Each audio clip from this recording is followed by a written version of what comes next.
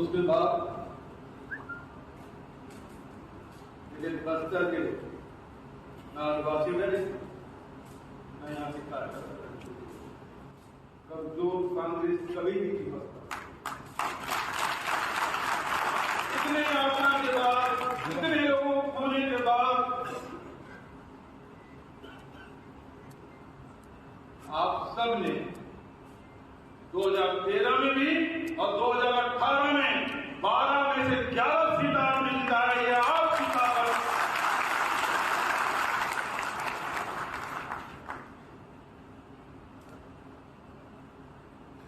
जो परिवर्तन हमारे नेताओं ने देखा था, जो वादा राहुल जी ने आपसे किया था,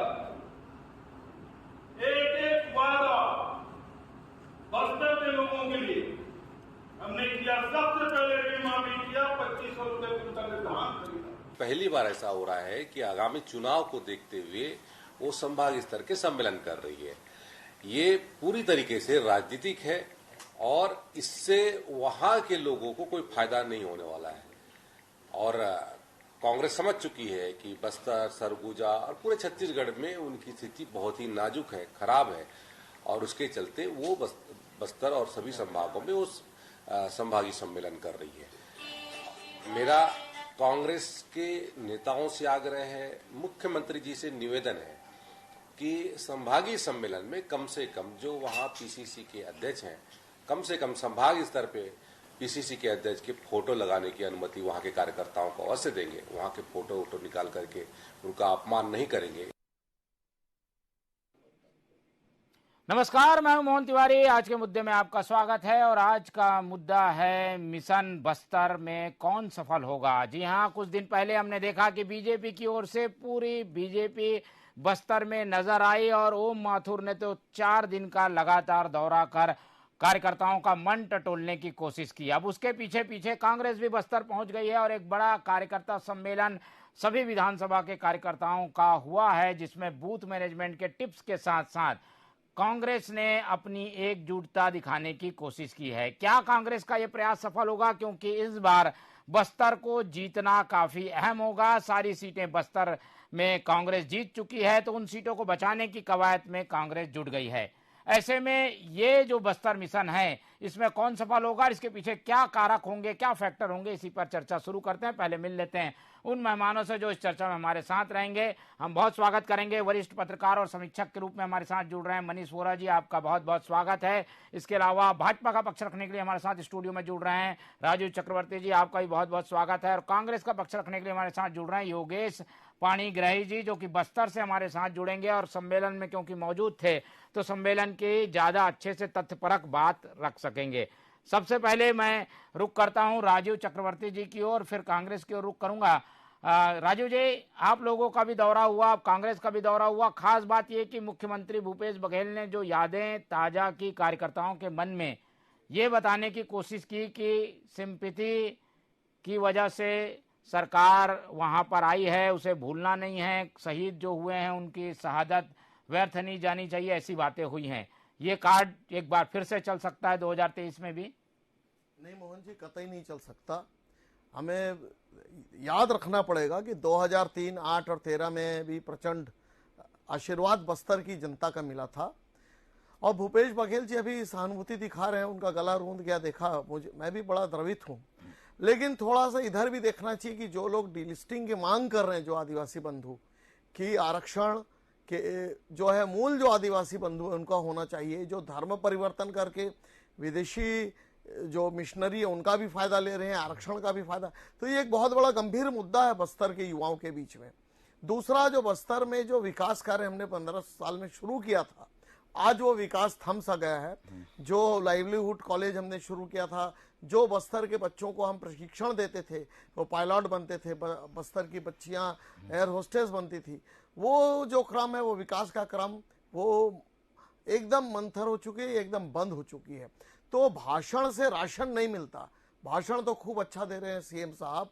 और दूसरी बड़ी बात, जो केदार कश्यप जी माननीय हमारे महासचिव जी, उन्होंने कहा कि थोड़ा सा मोहन मरकाम जी की भी फोटो लगा देते, वो कोंडा गांव के विधायक हैं और उनसे और इनकी रस्साकशी चल रही है, तो कम से कम जो प्रोटोकॉल होता है तो आप आदिवासी सम्मेलन में गए हैं, आप थोड़ा सा अगर अध्यक्ष जी की भी फोटो लगा देते तो बस्तर में रहने वाले आदिवासी बंधुओं के नजरों में भी ये ढकोसला सिद्ध हो रहा है, और बस्तर में रहने वाले जो गैर आदिवासी बंधु हैं उनके मन में भी ये दोनों पीड़ाएं हैं कि बस्तर का विकास खत्म हो गया है, बस्तर में डीलिस्टिंग होनी चाहिए जो नहीं हो रहा है, और बस्तर में एक खास प्रकार का छद्म युद्ध चल रहा है, सरकार के साथ धर्म युद्ध चल रहा है।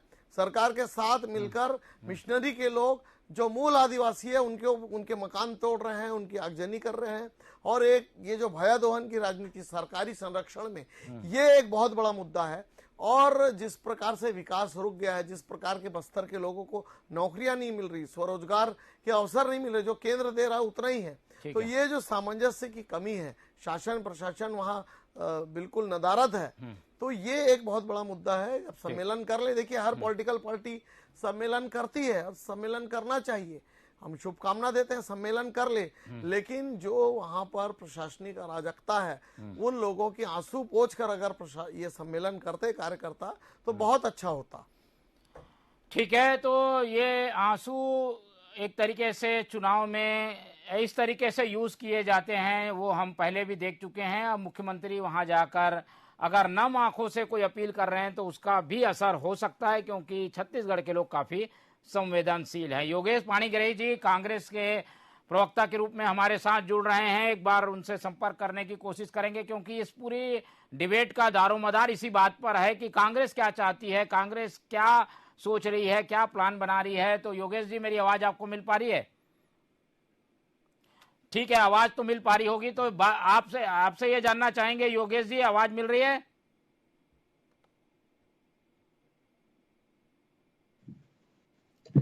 योगेश जी जी ये हम जानना चाहेंगे आज के सम्मेलन में हुआ क्या क्या क्या आप लोग ने किया, किस तरीके से आप लोग प्लान बना रहे हैं बस्तर को बचाए रखने का, क्योंकि बीजेपी काफी मेहनत कर रही है वहां।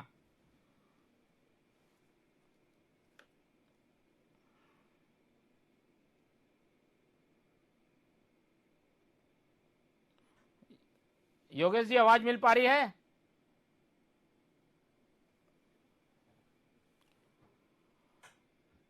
चलिए फिर से जोड़ने की कोशिश करिए, हम एक बार फिर से योगेश जी की ओर रुख करेंगे। अब पहले समझ लेते हैं, हमारे साथ मनीष जी जुड़े हुए हैं। मनीष जी, ये बस्तर काफी ऐसी सीट रही है जहां पर जीतने वाले को सरकार की चाबी मिलती रही है, सत्ता की चाबी भी बस्तर को कहा जाता है।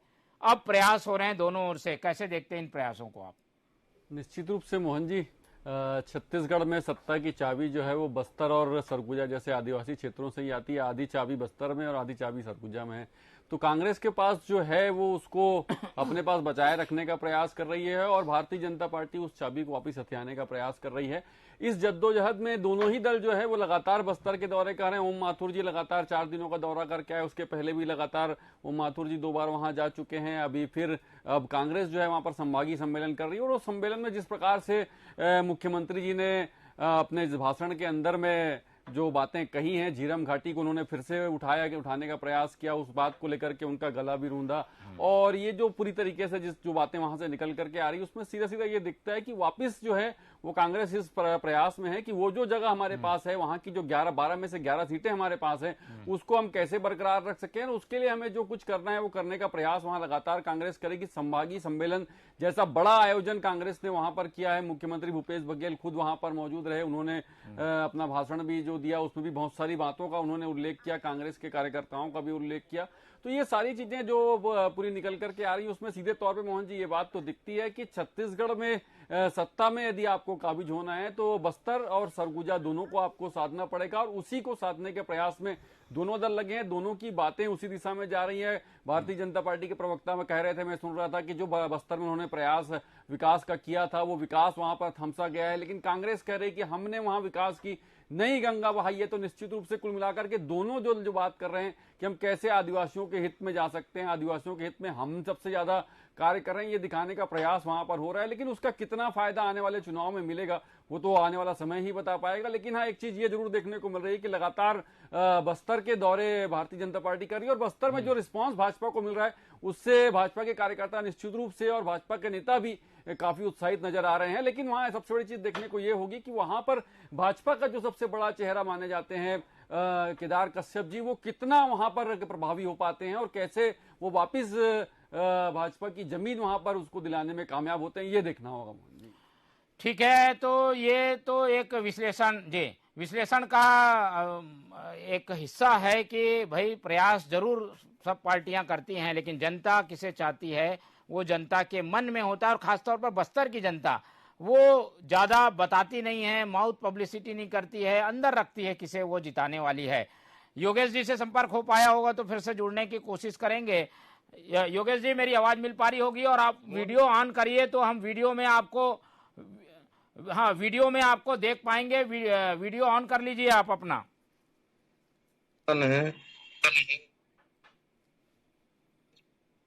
ठीक है, वीडियो ऑन है, वीडियो ऑन है। ठीक है, तो आप मोहन जी मोहन जी चलिए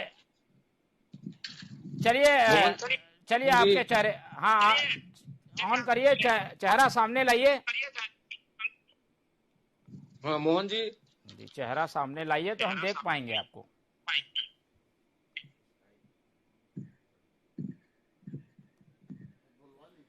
चलिए, अनिल चौहान जी भी हैं कांग्रेस प्रवक्ता, उनसे जुड़ने की कोशिश करेंगे। फिर से मैं राजीव चक्रवर्ती जी की ओर रुख करता हूं और उनसे बातचीत का करते हैं कि चक्रवर्ती जी, कांग्रेस तो शायद सम्मेलन में ज्यादा ही मगन है और उनको समझ नहीं आ रहा है कि अभी करना क्या है।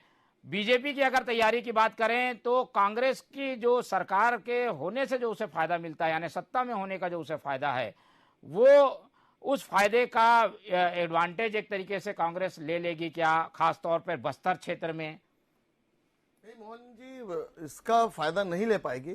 थोड़ा सा अगर हम छोटी से इतिहास को देखेंगे, जो हमने और आपने देखा, 2003 में अजीत जोगी जी मुख्यमंत्री थे और उनका सत्ता था, वो भी दावा करते थे कि बस्तर की 12 सीटें और सरगुजा की जितनी सीटें हैं और अन्य जो राजनांदगांव तरफ के चौकी, मोहला, खुज्जी जो आदिवासी क्षेत्र थे, वहां पर हम जीत जाएंगे। लेकिन ऐसा बिल्कुल वो दीवा स्वप्न साबित हुआ और बस्तर में उनकी हार हुई और सरगुजा जो अंचल है वहां पर भी हार हुई।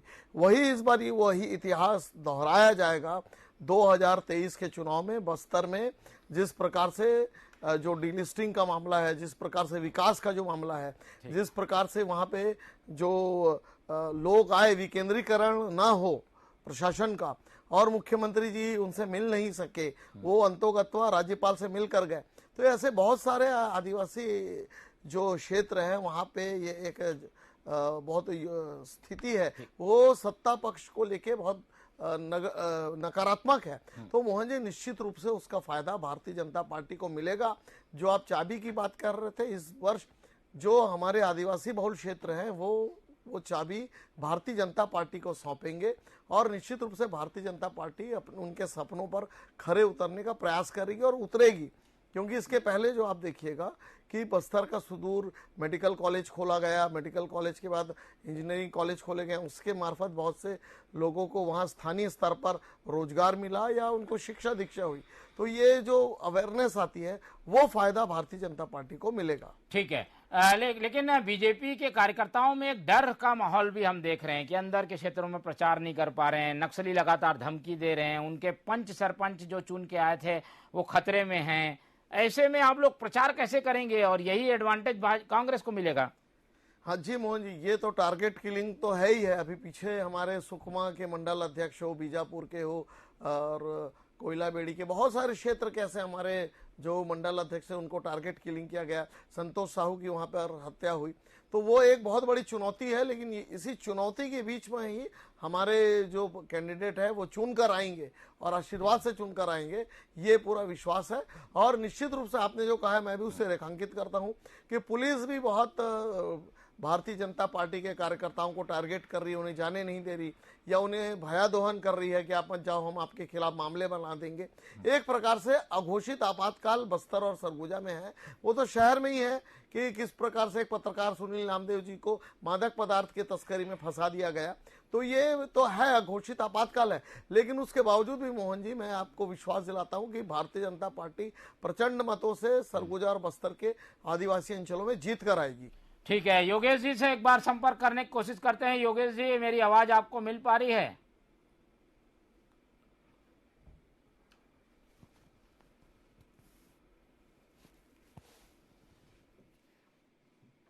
योगेश जी, मेरी आवाज मिल पा रही है आपको?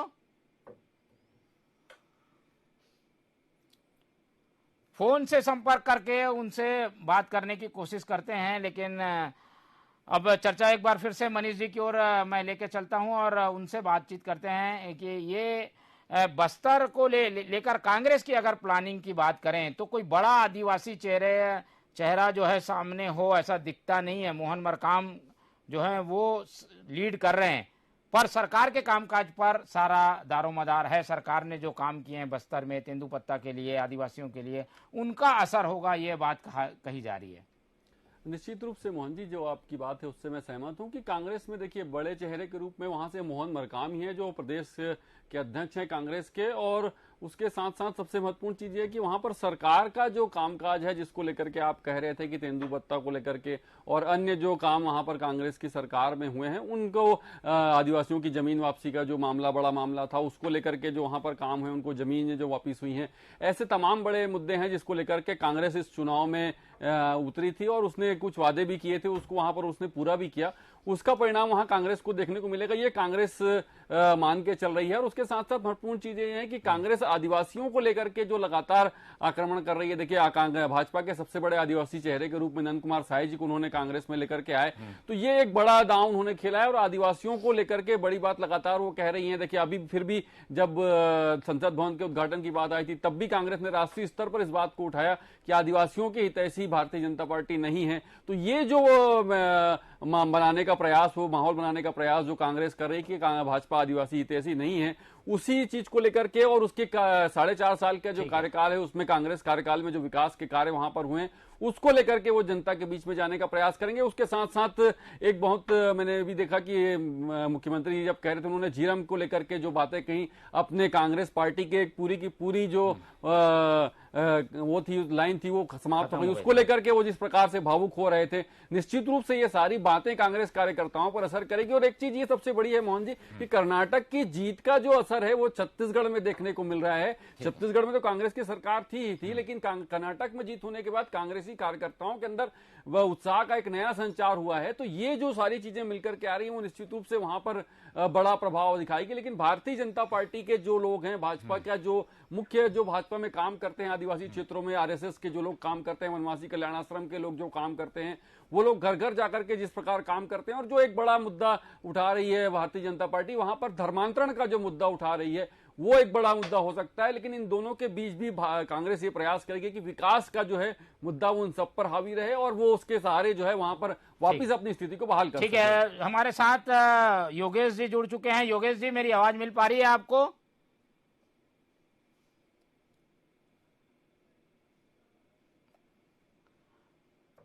योगेश पाणीग्राही जी,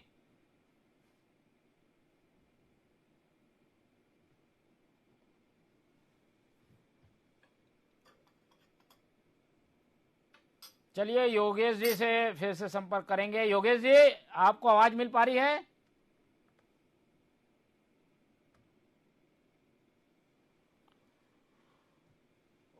ठीक है, फिर से जोड़िए उनको और बात करते हैं। जब तक राजीव जी से है। राजीव जी, कांग्रेस में एक बात बार बार उठती है कि पार्टी अगर एकजुट रहेगी तो आप लोगों के लिए बड़ी चुनौती रहेगी। आज का सम्मेलन का जो दृश्य है, पूरा हॉल भरा हुआ है खचाखच, सारे प्रमुख बड़े नेता साथ हैं, शैलजा साथ है, चरणदास महंत हैं, मुख्यमंत्री भूपेश बघेल है। ऐसे में तो इनकी एकजुटता आप लोगों के लिए चुनौती हो जाएगी। देखिए मोहन जी, पूरी छत्तीसगढ़ में ये बात जानते हैं कि 2.5 साल का फार्मूला तय हुआ था और आज भी वो रस्साकशी चल रही है टीएस बाबा जी के बीच में और चरणदास महंत जी के साथ और भूपेश जी के साथ। अब चूंकि केंद्रीय नेतृत्व से शैलजा जी को भेजा गया है, लेकिन जो अंतर्द्वंद है, जो रस्साकशी है, जो सत्ता की लड़ाई है, वो तो आज भी जारी है। और उसी कारण देखिए कि सम्मेलन में मोहन मरकाम जी की फोटो गायब है, वो प्रोटोकॉल नहीं है। खैर ये कांग्रेस की बात है, लेकिन देखिए कांग्रेस कुछ भी तैयारी करे, भीड़ बढ़ा ले, लेकिन जो भारतीय जनता पार्टी की तैयारी है, और जैसे हमारे साथी पत्रकार ने भी कहा कि जो डिलिस्टिंग का मुद्दा है, धर्मांतरण का मुद्दा है, विकास के जो सामंजस्य नहीं हो पा रहा है उसका मुद्दा है, इन सारे मुद्दों को अगर हम पकड़ते हैं, और जो नक्सल, जो बीहड़, जो ग्रामीण क्षेत्र में जो समस्या है कि नक्सली काम करने नहीं दे रहे हैं वहां पर, तो ये सारी और भूपेश बघेल जी कहते हैं कि हमने नक्सली समस्या का अंत कर दिया, हमने तेंदुपत्ता संग्रह, आज भी तेंदुपत्ता संग्राहक बैठे हुए, उनके तेंदुपत्ता को खरीदा नहीं जा रहा है, और सरकारी विज्ञापनों में कहा जा रहा है कि तेंदुपत्ता संग्रहण बढ़ा दिया गया है, हम 25 और वनोपज को ले रहे हैं। तो देखिए ये सब कहने से कुछ बातें नहीं होती है, धरातल पर ग्राउंड जीरो से अगर आप रिपोर्ट लेंगे तो आदिवासी बंधुओं की बात हो या वहाँ की जो दूसरे गैर आदिवासी बंधु हो, सारे लोग बस्तर के सरकार से बहुत नाराज है, और सरकार ये सोचती कि हम वहाँ पर चले गए तो उसका पूरा काम हो गया, ऐसा बिल्कुल नहीं है। तो ये जो जनता का जो नाराजगी है, वो एंटी इनकम्बेंसी फैक्टर, उसका फायदा भारतीय जनता पार्टी को मिलेगा। दूसरा ये जो जिस प्रकार से अभी जो भ्रष्टाचार चल रहा है उसकी आग बस्तर तक लगी हुई है, तो वो भ्रष्टाचार की जो आंच है उसका भी फायदा हमें मिलेगा, और जो 15 वर्ष का हमें फायदा। योगेश जी हमारे साथ जुड़ गए हैं प्रतिनिधि के रूप में, आपका जवाब भी इनसे ले लेते हैं। योगेश जी, आज के सम्मेलन में हुआ क्या? मुख्यमंत्री की आंखों में आंसू आ गए, इसकी पहले वजह बता दीजिए, फिर मैं बताऊंगा बीजेपी ने क्या सवाल आप लोग से किए हैं। झीरम जैसे घटना हुई है जिसमें हमारे कांग्रेस के शीर्ष नेताओं की बलिदान हुए हैं, यह निकम्मी रमन सिंह जी की सरकार के दौरान इन्होंने जो हत्या कराई है, उससे अभी तक उसकी पूरी जांच को इन्होंने लोग रोक रहे हैं। जब इस झीरम का बात याद आता है तो हर कोई, भूपेश बघेल ही नहीं, पूरा बस्तर नहीं, पूरा छत्तीसगढ़ नहीं, पूरा देश रोता है। और भूपेश बघेल जी का झीरम के लोगों के साथ और झीरम के घटना में जो शामिल के घटना में जो लोगों की शहादत हुई, उनके साथ आत्मीयता से संबंध थे, पारिवारिक संबंध थे, जिस प्रकार हम लोग सभी कांग्रेस पार्टी के लोगों के संबंध थे। और यह निष्क्रिय सरकार के कारण हमारे कांग्रेस के शीर्ष नेतृत्व के साथ साथ जवान, सामान्य कार्यकर्ताओं को हमने खोया है। तो हमारे आप लोगों का बहुमत आ गया और अभी भी झीरम के आरोपियों को सजा आप लोग नहीं दिला पाए हैं, ये तो कार्यकर्ताओं के मन में है। कैसे निपटेंगे? ये बात बार बार उछल के सामने आ रही है। नहीं, कार्यकर्ताओं के मन में नहीं है। विगत दिनों शर्मा जी के सुपुत्र ने मांग उठाई थी नार्को टेस्ट की, और पत्रकार साथियों ने वहां पे बस्तर में झीरम शहादत दिवस के दिन ही पत्रकार वार्ता हुआ था, तो जिसमें जो पूर्ववर्ती सरकार है, पूर्ववर्ती सरकार के भी नार्को टेस्ट, जिसमें रमन सिंह और मुकेश गुप्ता जी की नार्को टेस्ट कराने की उन्होंने मांग की थी। ठीक है, हाँ, है ना। और कांग्रेस पार्टी ने एसआईटी का गठन किया है, लेकिन केंद्र की नरेंद्र मोदी की सरकार की जो एनआई है, जो जांच कर रही है, वह डॉक्यूमेंट इतने दिनों तक उपलब्ध नहीं करा रही है। और जो उनके परिजन हैं, उदय मुदलियार जी, नहीं, लेकिन कार्यकर्ता को इससे क्या मतलब है? सरकार में आप लोग हो, आप लोग कुछ प्रयास क्यों नहीं करते? अपनी ओर से तो प्रयास होने चाहिए ना भाई। नहीं, हमारे एसआईटी को इन्होंने रोका है, हमारे एसआईटी को कार्य करने नहीं दिया जा रहा है। जब तक पूरे डॉक्यूमेंट हमें कांग्रेस पार्टी के लोगों की सरकार को नहीं मिलेगी तो कहां से जांच करें? बीजेपी को सुन लीजिए आप, बीजेपी क्या कह रही है। राजू जी, एक बड़े सिंपैथी कार्ड के रूप में इस बात का इस्तेमाल किया जा रहा है, और मुख्यमंत्री जैसे उनकी आंखें नम हो गई, उससे पता चलता है कि ये मुद्दा संवेदनाओं से भरा है, जिसे बार बार कांग्रेस सामने लाएगी। आप लोग क्या करेंगे? देखिए, अगर झीरम घटना हुई बहुत दुखद घटना थी, तो हमारे भी भीमा मंडावी जी शहीद हुए हैं, हमारे अभी 9 कार्यकर्ता शहीद हुए हैं। तो बस्तर में राजनीतिक कार्यकर्ताओं की हत्या होती है, लेकिन दुर्भाग्य से कांग्रेस के जो लीडर हमारे जो शहीद होते हैं, तो कांग्रेस के हमारे लीडर शहीद हुए हैं, षड्यंत्र शहीद हुए, लेकिन जब भाजपा के कार्यकर्ता शहीद होते हैं या पुलिसकर्मी शहीद होते हैं, तो उनका कहना कुछ दूसरा होता है कि उनकी गलतियां थी, क्यों चले गए, रोड ओपनिंग पार्टी क्यों नहीं थी। तो बस्तर की जनता, बस्तर के सामान्य लोग, विद्यार्थी ये जानते हैं ये दो मुही बातें क्यों कही जा रही है। भाई, Bharatiya Janata party unified command को लगा रखी है, 7 राज्यों की पुलिस और आर्म्ड फोर्स मिलकर बैठक करते हैं, उस समय माननीय मुख्यमंत्री जी उसका बहिष्कार करते हैं राजनीतिक अंग बढ़ाने के लिए। तो राजनीतिक अंग बढ़ा लीजिए या नक्सलियों का सफाई करिए। भारतीय जनता पार्टी का स्पष्ट मानना है कि चाहे सीमा पार हरा आतंक हो या लाल आतंक हो, हर आतंकवाद की सफाई हो और बिना किसी राजनीतिक लाग लपेट के। ठीक है योगेश जी, आपने सुना बीजेपी कैसे इस पूरे मुद्दे को ट्विस्ट दे सकती है, और ये बात हर लोगों के मन में चर्चा में है कि झीरम की घटना हुई है, शहादत आप लोग ने अगर की है तो उसमें सच्चाई सामने आनी चाहिए, और दूसरी तरफ बीजेपी के नेताओं की भी तो शहादत हुई है। जैसे भीमा मंडावी जी की बात बोल रहे हैं, उस मामले में जांच जिस प्रकार का तत्परता से चल रहा है, उनको चक्रवर्ती जी को पूरा आधा अधूरा जानकारी है या नहीं, उस मामले में जिस प्रकार के से लोगों की बयान लिया, जिस लोगों से उनकी बात हुई थी उन सबके बयान लिए, लेकिन झीरम में जो आदमी जो काफिले में थे उसमें से शीर्षस्थ लोगों का उन्होंने आज तक एनआईए ने ना बयान लिया है, आधा अधूरा जांच चल रहा है। अभी तक जांच के प्रक्रिया एनआईए क्यों नहीं बढ़ा पा रहा है, इसको सीधा सीधा रमन सिंह जी को बचाने के लिए। झीरम पे हम केंद्रित नहीं होना चाहते, हम चाहते हैं आप लोग 12 की 12 सीटें फिर से कैसे जीतेंगे, क्या प्लान आज हुआ डिस्कस में, कैसे करेंगे इसके लिए फिर से सीटें मिल सके, इसके लिए क्या सोचा है आप लोगों ने? 12 की 12 सीट जनता के आशीर्वाद से हम लोग जीतेंगे, जनता का हमको भरपूर समर्थन मिल रहा है। ने क्या कहा, विधायकों से खुश हैं कार्यकर्ता? विधायक से भी कार्यकर्ता खुश हैं, और वहाँ पे भी बात आई सामने में, उसमें भी बात आई कि सभी लोग कार्य कर रहे हैं, हर किसी को 100 आदमी को 100 कुछ नहीं कर सकता, लेकिन कार्यकर्ताओं में खुश है, कार्यकर्ताओं में गजब का उत्साह का संचार है। और आज भूपेश बघेल जी ने लड़ेंगे जीतेंगे का नारा देने के बाद जो कार्यकर्ताओं में जो जोश भरा, उसको देखने के लिए राजनीतिक चश्मा से दूर जाना पड़ेगा।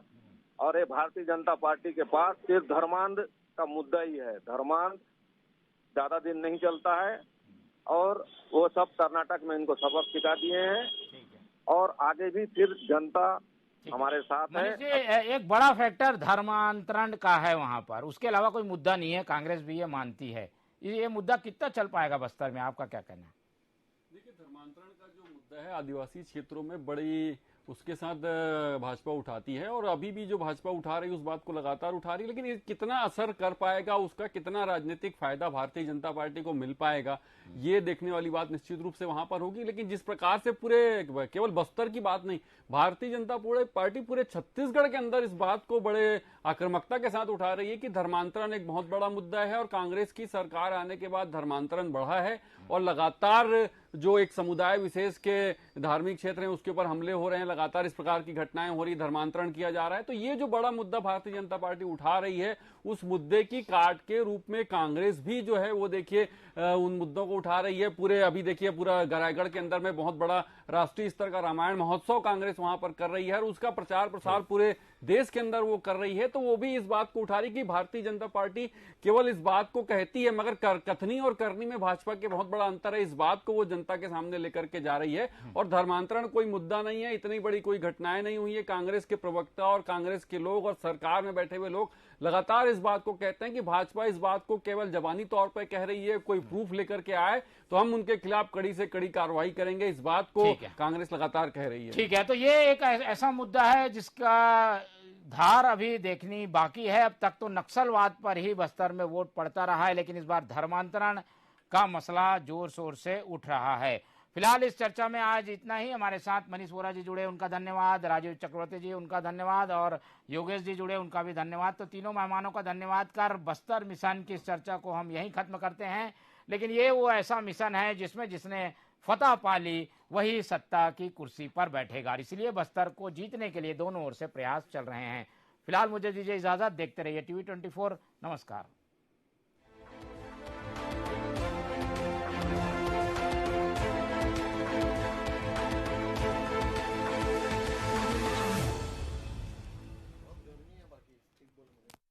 अनोखी चमकी किस्मत, बोनस मिलने से जीवन में आई खुशहाली, गन्ना खेती रकबे में लगातार हो रहा इजाफा।